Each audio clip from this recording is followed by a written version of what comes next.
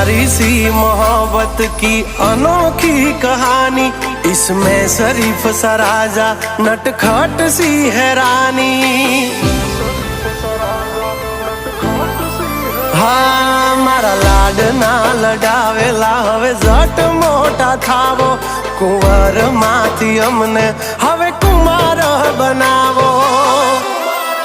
हाँ उमर थई 18 हवे विवाहनु विचारो, वहू राणी थईने वाली मारा खोरडे पधारो।